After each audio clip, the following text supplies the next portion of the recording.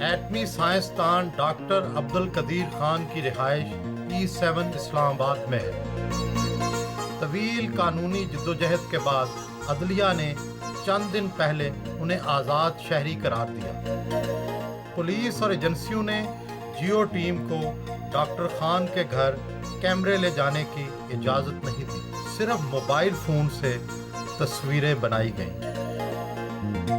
لمبے مذاکرات اور ڈاکٹر خان کے اصرار کے باوجود کیمرے اندر لانے کی اجازت نہ ملی، جس پر ڈاکٹر قدیر خان نے بطور احتجاج کوثار مارکیٹ جانے کا فیصلہ کیا۔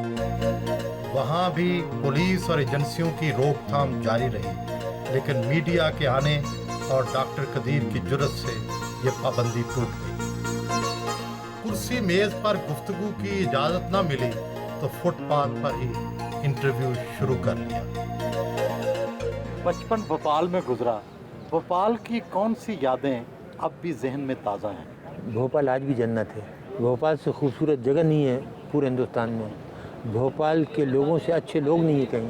کتنی تعلیم وہاں سے حاصل کی؟ میں نے میٹرک پاس کیا تھا وہاں، اور باقی تعلیم کراچی سے حاصل کی؟ کراچی میں BSc کر کے میں نے تین سال ملازمت کی۔ میں انسپیکٹر تھا ویٹس اینڈ میجرس کا۔ پھر میں نے دیکھا کہ مواقع اتنے اچھے نہیں ہیں، یعنی آپ کو ایک جوش ہوتا ہے نا کہ پروگریس کے، تو پھر میں برلن چلا گیا۔ میں نے تعلیم وغیرہ سب خود محنت کر کے کی۔ میں کام بھی کرتا تھا، پڑھتا بھی تھا۔ مجھے کوئی گورنمنٹ سے اسکالرشپ وغیرہ نہیں لیا، میں نے لیا تھا۔ گئے تو وہاں پڑھنے، لیکن وہاں جا کر دام عشق میں گرفتار ہو کر شادی بھی کر لی۔ نہیں، وہ کیا پسند آیا؟ دیکھیے، ہمارے گھر والوں نے کبھی اس پہ اعتراض ہی نہیں کیا تھا، نہیں کہا تھا کہ تم شادی مت کرنا۔ ہمارے یہاں بہت ہی اچھا ماحول ہے۔ ہم پرانی وضع کے ہیں بھوپال میں، لیکن ہمارے یہاں لڑکوں کو بھی لڑکیوں کی اجازت ہے، اپنی مرضی سے شادی کر سکتے ہیں۔ جب میں وہاں گیا تو دو باتیں تھیں، یا تو یہ کہ میں مارا پھرتا، جو عام رواج ہے یہاں پہ، کیونکہ آپ کا ایکسپوجر نہیں ہوتا لڑکیوں کے ساتھ، کہ میں ان چکروں میں پھرتا، مارا پھرتا۔ یا دوسرا طریقہ یہ تھا، جو ایک دوست نے بھی مشورہ دیا تھا بہت اچھا، اور بھائی نے بھی، کہ اگر تمہیں کوئی اچھی لڑکی ملے تو شادی کر لینا، کوئی غلط کام مت کرنا۔ بھوپال میں ہمارے یہاں یہ رواج ہے، رہا ہے۔ ہم نے کبھی آپ کو کوئی بھوپالی نہیں ملے گا جس نے حرام کیا ہو۔ ہم نے اسی لیے شادی کر لی کہ ہم سے کوئی غلطی نہ ہو، کوئی حرام نہ کریں۔ اپنی ہونے والی بیوی میں اچھا کیا لگا تھا؟ بہت نرم مزاج اور بہت سمجھدار۔ پہلی ہی نظر میں عشق ہوا تھا؟ نہیں، ہم ملے ایک دو مرتبہ، مجھے ان کی طبیعت پسند آئی، انہیں میری طبیعت پسند آئی۔ میں نے ان کو آفر کیا منگنی کا، ان کو جی میں والدین سے پوچھ لوں۔ والدین سے پوچھا، ٹھیک ہے، منگنی کے لیے ہم برلن میں تھے اس وقت، اور پھر شادی ہماری ہالینڈ میں ہوئی، ایمبیسی میں، پاکستان ایمبیسی میں، اور قدرت اللہ شہاب میرے گواہ تھے، اور نکاح جمیل الدین حسن صاحب نے پڑھایا تھا۔ ابھی بھی ان حالات میں جس طرح بیگم نے ساتھ دیا ہے، شاید ہی کوئی پاکستانی عورت ساتھ دے سکتی۔ کھانے کون سے پسند ہیں؟ بریانی بہت پسند کرتے ہیں، پراٹھے پسند کرتے ہیں، شامی کباب، قورمہ، اروی کا گوشت، پکا بھی لیتے ہیں؟ بھنڈی، کھانا بڑے اعلیٰ دیکھ پکاتا ہوں۔ جب میں نے PhD کی تھیسس ڈیفینڈ کرا تھا، تو میرے جو پروفیسر تھے ہالینڈ کے، وہ بیلجیم آئے، بہت مشہور بین الاقوامی شہرت کے پروفیسر تھے، تو میں نے کھانا پکایا تھا ان کے لیے۔ تو انہوں نے جب کھانا کھا کے تو میری بیگم سے کہا کہ اس نے تو اپنے 7-8 سال ایسے ہی ضائع کر دیے، اب نوکری کرتا پھرے گا۔ یہ اتنا اچھا کھانا پکاتا، اگر ایک ریسٹورنٹ کھول لیتا تو اب تک یہ کروڑ پتی ہو جاتا۔ طویل نظر بندی کاٹی، آپ کے روزانہ معمولات کیا ہوتے ہیں؟ فجر کی نماز پڑھی، بلیوں کو کھانا دیا، اپنے اسٹاف کے لیے چائے بنائی۔ اسٹاف کے لیے چائے خود بناتے ہیں؟ ہمیشہ خود بناتا ہوں ان کے لیے چائے بنائی، ان کے لیے جلیبی ٹیبل پہ رکھیں۔ اچھا، اس کے بعد میں نے بیگم اٹھ گئیں، ان کے ساتھ ناشتہ کیا، بلیوں کو کھانا دیا، ان کے ساتھ ناشتہ کیا، اس کے بعد تھوڑی واکنگ کی باہر، اس کے بعد آ کر بیٹھا، تلاوت کی۔ تلاوت میں ضرور کرتا ہوں روز 1 گھنٹہ۔ اخبار پہ نظر ڈالی، اس کے بعد نرس آ گئی، ڈاکٹر آ گئے، انہوں نے دیکھا کہ ابھی زندہ ہے، حیات ہے، اس کا دل دھڑک رہا ہے نہیں دھڑک رہا۔ اچھا، اس کے بعد فزیوتھراپسٹ آ گئے، انہوں نے ایکسرسائزز کرائیں، تو 12 بج جاتے ہیں۔ اچھا، 12 بج گئے، اس کے بعد 5-10 منٹ بیٹھے، ٹی وی دیکھا، لنچ کیا بیگم کے ساتھ، ظہر پڑھی، تھوڑا ریسٹ کر لیا، اٹھے، اس کے بعد بیگم کے لیے سب سے پہلا کام بیگم کے لیے اگر سردی کا سیزن ہے تو ان کے لیے گرم شوکو بنائی، چاکلیٹ، اور اگر سردی کا سیزن گرمی کا سیزن جیسے آج کل تو ان کے لیے لسی بنائی اور اس کے اندر آم کا رس ملایا اور ان کو گلاس جا کے دیا، وہ اتنے میں اٹھ کے آ گئیں تو ان کو لسی دی اور اس کے بعد اپنے لیے کافی بنائی، بیٹھ گئے۔ دونوں بیٹیاں کہاں مقیم ہیں؟ چھوٹی بیٹی تو ہمارے گھر کے پاس ہی رہتی ہے بالکل، اس کی 3 بچیاں ہیں ماشاءاللہ، اور بڑی بیٹی جو دبئی ہوتی ہے اس کی جو بیٹی ہے نواسی وہ ہمارے ساتھ ہی رہتی ہے۔ تو یہی تو سب سے بڑی بدماشی تھی کہ جن لوگوں کے ساتھ ہم نے اتنا احسان کیا کہ ہماری بچی جو ہم سے 200 گز دور رہتی ہے اس کو 4 مہینے ہم سے نہیں ملنے دیا، اور نواسیوں کو، اور ہمارا جو فیملی ڈاکٹر تھا اس کو نہیں ملنے دیا، آنے نہیں دیا 3 4 مہینے، اور بہن بھائیوں کو نہیں ملنے دیتے تھے 2 مہینے 3 مہینے۔ اور آپ ابھی بھی دیکھ لیں کہ کورٹ کے آرڈر کے باوجود کس طرح لوگوں کو پریشان کر رہے ہیں آپ لوگوں کو۔ 2 بار نشان امتیاز ملا، 1 بار ہلال امتیاز، کیا یہ نشان ابھی تک آپ کے پاس ہیں یا یہ بھی واپس لے لیے گئے؟ نہیں، یہ تو میرے پاس ہیں۔ تو ان کا بھی تو کچھ فقار ہے؟ یہ تو کوئی لے نہیں سکتا، یہ تو جب تک کہ میں خود واپس نہ کروں، اور یہ میں ان چوروں کے ہاتھوں سے تھوڑی لیا، میں نے اپنی محنت کے بل پہ لیا ہے۔ جو میں نے اس ملک کو دیا اس کی ریکگنیشن میں بے نظیر صاحبہ نے دیا اور نواز شریف صاحب نے دیا، دھماکوں کے بعد ایک نشان امتیاز۔ آپ نے بہت سے حکمران دیکھے، ذوالفقار علی بھٹو، جنرل ضیاء الحق، بے نظیر بھٹو، نواز شریف، جنرل مشرف، صدر آصف زرداری، تو آپ کو کون سب سے اچھا لگا؟ غلام شاہ صاحب سے بڑھ کے کوئی محب وطن اور سنسیئر آدمی پیدا نہیں ہوا اس ملک کے لیے۔ ڈاکٹر صاحب، زندگی میں سب سے خوشی کا لمحہ اور غمزدہ لمحہ کون سا تھا؟ جب میزائل فائر کی 6 اپریل 98 کو غوری سکسیسفل رہی، بےحد خوشی ہوئی۔ جب 28 مئی کو نیوکلیر ایکسپلوژنس ہوئے، بےحد خوشی ہوئی کہ بھائی ہم نے جو محنت کی تھی اتنے برسوں وہ کارآمد رہی، اللہ کا شکر ہے کہ پاکستان نے ایٹامک پاور بن گیا۔ غمزدہ لمحہ کون سا تھا؟ کم زیادہ تو بس یہی ہے جو ہمارے ساتھ سلوک کیا، اس سے بڑھ کے اور کیا ہوگا، اس سے بڑھ کے اور کوئی غمزدہ نہیں ہوتا۔ یعنی غدار جو خود غدار ملک کو بیچ دیا، پاکستانی کو بیچ کے پیسے لیے، وہ محب وطن ہے اور ہم غدار ہیں۔ عام طور پر سائنسدانوں کے بارے میں تصور کیا جاتا ہے کہ وہ بہت 2 + 2 4 کی باتیں کرتے ہیں، آپ کا کوئی ادبی یا شعری ذوق ہے؟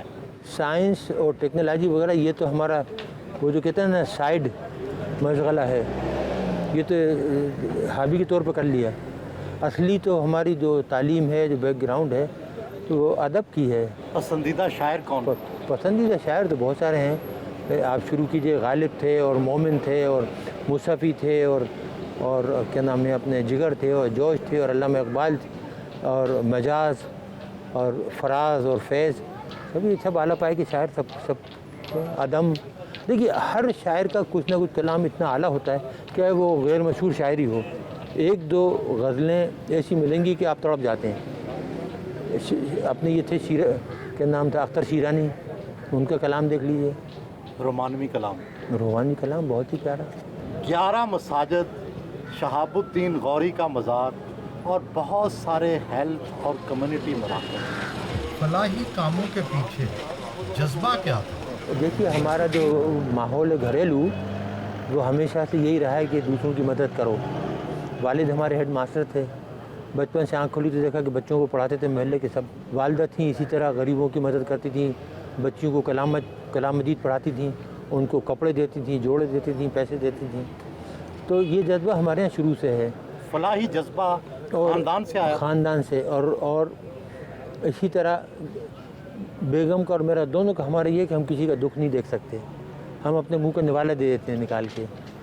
تو جہاں بھی ہم نے دیکھا کہ ضرورت ہے، مثلاً یہ شہاب الدین غوری کا مزار، جو شخص بانی ہو مسلمان ریاست کا ہندوستان میں بنیاد ڈالنے والا، اس کے شائن ایک مزار ہونا چاہیے۔ تو کسی نے پوچھا کہ آپ نے کیوں بنایا؟ میں نے کہا اس لیے بنایا، ہم نے بھوپال سے آ کے کہ آپ کا ہیرو رنجیت سنگھ ہے، اور ہمارا ہیرو شہاب الدین غوری ہے۔ ڈاکٹر صاحب ایٹم بم سے بہت تباہی ہوتی ہے، ڈائنامائٹ بنانے والے نوبل نے نوبل پرائز شروع کی ہے، آپ کو بھی کبھی ایسا خیال آتا ہے؟ ہر چیز چھری ہو تلوار ہو کچھ ہر ایک جو ہے اس کے دو استعمال ہیں۔ آپ چھری سے بھی قتل کر دیتے ہیں، تلوار سے بھی قتل کر دیتے ہیں۔ ہمارا جو مقصد تھا ایٹم بم بنانے کا وہ یہ تھا کہ پاکستان کے اوپر آنچ نہ آئے، جس طرح 71 میں آپ کے ساتھ سلوک ہوا، ہم یہ چاہ رہے تھے کہ یہ واقعہ پاکستان کے ساتھ کبھی دوبارہ نہ آئے۔ تو اس نظریے سے میں آیا تھا۔ دیکھیے میں نے ہندوؤں کو دیکھا تھا ہندوستان میں، ان کی نفسیات سے واقف تھا۔ کیا ہندوؤں سے بہت نفرت تھی آپ کو؟ نفرت نہیں، میں ان کی نفسیات سے واقف ہوں کہ ان کو جب بھی ملے گا وہ آپ پہ ضرب کاری لگائیں گے، وہ پاکستان کو ختم کرنے کا سوچیں گے۔ جب پاکستان بنتا جب بھی انہوں نے سوچا تھا، اور یہ تو اس لیے میں یہاں آیا۔ اور بم کا فائدہ آپ یہ دیکھیے کہ 71 کے بعد آج تک کوئی وار ہوئی، آپ کا کوئی آدمی جنگ میں مرا سوائے اس کے کہ جو کارگل میں مشرف نے بے وقوفی کی تھی، آبیل مجھے مار والی، اس کے علاوہ تو کچھ نہیں ہوا نا، آج تک کوئی جنگ نہیں ہوئی، ورنہ اب تک آپ کے ٹکڑے اڑ جاتے ملک کے۔ ڈاکٹر صاحب آپ کو جانوروں سے پیار ہے، گھر میں بلی رکھی ہوئی ہے، کتا رکھا ہوا ہے، بندر آپ کے سوئمنگ پول پہ پانی پینے آتے ہیں، نہاتے ہیں، لیکن دوسری طرف جو ایٹم بم کی تباہی ہے تو یہ آپ کی شخصیت میں تضاد نہیں ہے؟ میں نے آپ سے عرض کیا تھا کہ ایٹم بم کا مقصد یہ ہے خونریزی روکنا، پاکستانی عوام کو حفاظت دینا۔ اس کا مقصد صرف یہ تھا کہ آپ محفوظ رہیں اور اپنی معاشی ترقی پر دھیان دیں۔ بدقسمتی سے سب چور لٹیرے آئے اور اس سے فائدہ نہیں اٹھایا، ملک کا جو حشر کیا وہ آپ کے سامنے ہے۔ ایک طرف سے جب آپ کو ڈیفنس سے بے فکری ہو جاتی تو آپ کو یہ چاہیے تھا کہ ملک کی ترقی پر دھیان دیتے، تعلیم، معاشی ترقی، صنعتی ترقی، یہ سب چیزیں ہوتی ہیں، لیکن اس پہ دھیان نہیں دیا گیا نا۔ کتابیں کس طرح کی پڑھتے ہیں؟ آٹو بایوگرافی سائنٹسٹ وغیرہ کی، اسلامک ہسٹری سے بہت شوق ہے، اور دوسری ورلڈ ہسٹری وغیرہ۔ سادہ جوتے، معمولی قیمت کے کپڑے، کہا تو یہ جاتا ہے کہ آپ کے بیرون ملک خفیہ اکاؤنٹ ہیں، بیرون ملک ہوٹل ہیں، وہ ساری دولت کہاں ہے؟ وہ میں نے سب ڈونیٹ کر دی گورنمنٹ آف پاکستان کو۔ میرے پاس جب آئے تو میں نے پاور آف اٹارن دے دی کہ تم سب لے لو۔ کیا یہ ایسے الزامات ہیں؟ جھوٹے پکے اول درجے کے۔ میں نے آپ کو بتایا نا کہ جتنے منافق اور جھوٹے اس قوم میں ملیں گے آپ کو، خاص طور سے حکمرانوں میں نہیں، اور کہیں نہیں ملیں گے۔ ہم لوگ جو ہمیں جانتے ہیں، ہمارے ساتھ کام کرنے والے 30 برس سے، گھر والے، ان سے پوچھ لیں کہ جتنی سادہ زندگی ہم گزارتے ہیں، جتنا سادہ ہم کھانا کھاتے ہیں، جتنی ایمانداری سے ہم نے کام کیا، آج تک سرکاری چیز یوز نہیں کی۔ اگر دفتر کا آدمی آیا تو اس سے کام لیا تو اس کو ہمیشہ 500 روپے دیے۔ ڈاکٹر صاحب کتنی پینشن ملتی رہی آپ کو؟ پہلے تو ملتی تھی 4467 روپے، ابھی 19,000 ہو گئی، پھر بعد میں گورنمنٹ کی اسپیشل پینشن دی ہے۔ جب انہیں یہ پتہ لگا کہ ان کے پاس کوئی پیسہ ویسا نہیں ہے، انہوں نے کوئی چوری نہیں کی، اور یہ سب بکواس تھی، پروپیگنڈا تھا، نہ مکان ہے، نہ اکاؤنٹ ہے، نہ کچھ ہے، تو پھر آئے کہ جی ہمیں پتہ ہے آپ کو بہت تکلیف ہے فائنینشلی، بہن بھائیوں سے لے کے گزارا کر رہے ہیں، تو پھر ایک اسپیشل پینشن دی۔ کہ آپ کی ٹی وی کی ایک عورت ہوتی جو پہلے سبزیاں بیچتی تھی، وہ ایک دن ایک پروگرام میں کہہ رہی تھی، بہت دن ہوئے کہ جی ان کے 23 پلاٹ ہیں اسلام آباد میں، 23 بنگلے۔ ایک اور صاحب ہیں جو اپنے آپ کو بہت بڑا مشہور کمپیئر کہتے ہیں، وہ کہنے لگے کہ جی یہ تو ٹھیک ہے ان کو بند کر دیا، لیکن ان کے جو ملینز باہر رکھے ہیں وہ بھی تو منگاؤ۔ تو کتنے پلاٹ آپ کے ہیں اسلام آباد میں؟ پورا اسلام آباد، پورا پاکستان میرا ہے۔ نہیں ویسے جہاں جیسے آپ کی ذاتی ملکیت کتنے ہیں؟ میری ذاتی ملکیت جو گھر آپ نے دیکھا تھا وہ ہے، اور ایک بنی گالہ میں جو ہم نے بنایا تھا، اور اس کے کاغذات موجود ہیں، پیسے جس طریقے سے ہم نے لگائے۔ یہ الزامات کیوں لگائے؟ اس ملک میں جھوٹ بولنا، دروغ گوئی تو کامن ہے نا، جس پہ جو چاہے الزام لگا دو۔ جو چور ہیں، ڈاکو ہیں، ان پہ الزام نہیں لگتے، وہ ساہوکار ہوتے ان کی صفائی پیش ہوتی ہے کہ نہیں وہ تو بہت ہی ایماندار ہیں، نومولود بچے کی طرح ہیں۔ ایٹمی ملک پاکستان میں ہر طرف لوڈ شیڈنگ کے اندھیرے ہیں، کیا نیوکلیئر توانائی سے یہ مسئلہ حل ہو سکتا ہے؟ یہ ہو سکتا تھا بہت، لیکن اگر آپ کرنا چاہیں، کوئی کام بھی آپ کرنا چاہیں تو اس کو آپ نیشنل لیول پہ لیں، نیشنل پالیسی بنائیں، गाइड करने वाले सही हों, लेकिन जहाँ चीज़ें जाहिलों के हाथ में हों वो कुछ कर सकते हैं। नहीं, क्या तरीका है, कोई शॉर्टकट है? शॉर्टकट देखिए, तरीके बहुत से हैं, लेकिन अब हमने कसम खाई है कि इस मुल्क को कुछ नहीं बताएंगे। जो हमने बताया उसका जो सिला मिला ना, अब उसके बाद कोई सलूशन, कोई हल नहीं बताएंगे किसी को। आप नाराज़ हैं लोगों से? ये लोगों से तो नाराज़ नहीं है, लेकिन एहसान फरामोश से तो नमक हरामों से नाराज़ है। आवाम से नाराज़ नहीं है, आवाम तो बेचारे बहुत मोहब्बत देते हैं। आपने खुद अभी मेरी बेगम को देखा, सीधी सादी बेचारी किन जाती, कितनी गुस्से में आई वो, जिसके साथ ये हो कि 6.5 साल से बंद रखा है, बच्ची को नहीं आने देते, मिलने नहीं देते। बोल देते कि लुटेरे डाकू तो पूरी दुनिया में घूमते फिरते हैं और हम इस मुल्क के लिए ख़तरा बन गए, जबकि हमारा कोई ताल्लुक नहीं है। 9 साल से हमारा कोई ताल्लुक नहीं है ऑर्गेनाइजेशन से। गैर मुल्की अखबारात में आता है कि टम्बकटू में आपका कोई होटल भी है। जी बिल्कुल होटल है, हमारा तो नहीं है। हमने तो एक गरीब को बना के दिया था बेचारे का, वो बेहद गरीब था, मुसलमान था, बेहद गरीब लोग हैं। हम सब ने मिल के 8-10 आदमी ने चंदा करके, तो तकरीबन $50,000 थे, उसको वहाँ उसने जगह ली थी और उसने बनाया। अगर हमारा तो हमारे पास वहाँ से पैसे आते कि नहीं आते, और हमें वहाँ बनाने की ज़रूरत पड़ी थी। अगर हमें बनाना होता तो यहाँ इस्लामाबाद में 1-2 घर ख़रीद के उससे आमदनी नहीं कमाते। डॉक्टर साहब, ज़िंदगी में किसी बात का पछतावा भी है? इस कौम के लिए काम करने का। हाँ भाई, ये होता है कभी कभी आदमी सोचता है ना कि कोई और काम करता, तालीम की तरफ ध्यान देता बजाय ये काम करने के ना, एजुकेशन की तरफ प्रोफेसर बन जाता। मेरे पास बहुत पेशकशें थी, लेकिन एकदम ये जब हिंदुस्तान ने धमाके किया तो 74 का, तो फिर मैंने देखा कि पाकिस्तान का जो वजूद है ख़तरे में पड़ गया है, तो इसलिए वो काम छोड़ के तो इधर आ गया। डॉक्टर साहब, पसंदीदा गुलकार या गुलकारा? इकबाल बानो, और उसके बाद मुन्नी बेगम, आबदा परवीन, ये जो थी माशाल्लाह बहुत ही। फिर हमारे पुराने गाने वाले मलका पुखराज और ग़ुलाम अली। देखिए माशाल्लाह, ग़ुलाम अली का कोई जवाब नहीं है। जब वो गाते हैं ना, वो चुप के तो गायब हो जाते हैं।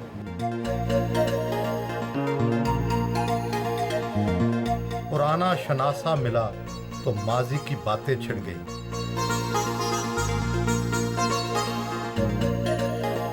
कई सालों बाद खुद सब्जी और फ्रूट खरीदा।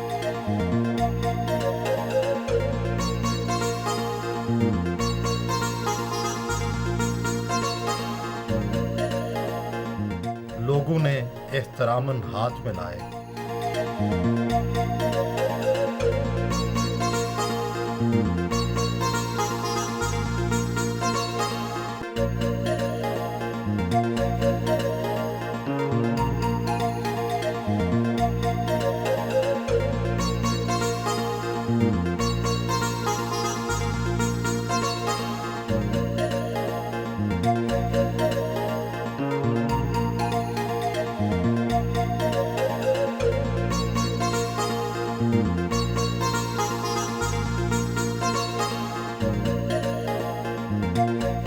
जाते हुए गर्म जोशी से हाथ मिलाया।